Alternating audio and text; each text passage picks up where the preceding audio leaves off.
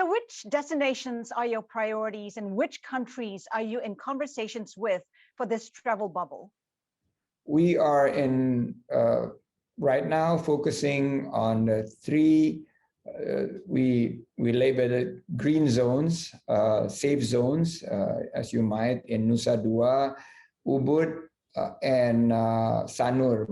The three locations are in Bali, and that would be accessible by the airport of Ngurah Rai. And there will be also two other locations that we have been working very hard in the last few months. This is Lagoy in Bintan and Nongsa Point in Batam. So the five of these locations would then have this travel corridor arrangements with the originating countries.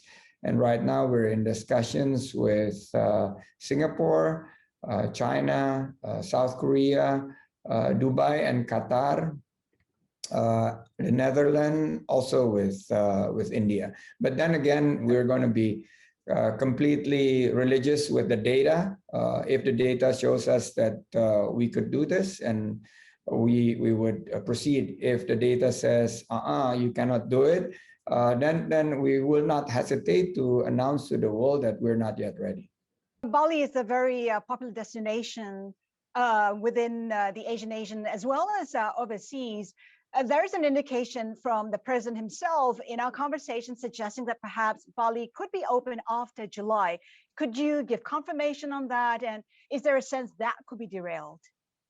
We are working hard. The president gave a very, clear timeline that we need to work. June and July is a target date, but that would need to be based on certain preconditions. And he has been very clear also that we need to have a level of vaccinations that would be comfortable in saying that Bali could be very much having 70% of their populations be vaccinated. But Sandi, even as you talk about the reopening and these travel bubbles, Singapore has said that a travel bubble can only happen if and when the two countries have the same level of controls. And right now, between Singapore and Indonesia, there's been great disparity. If you want to compare, Singapore should be compared with Bintan. Bintan has 0 case in the last maybe 6 months, in particular Lagoy. So it has to be apple to apple. And I guess first and foremost, we understand and we respect the positions of our would-be travel corridor arrangements counterparts. And we don't want to make sure that we're rushing. We want to make sure that everybody feels comfortable. Fair to assume that China is a key market for you, given how strong growth has been and how it is emerging from the pandemic very well.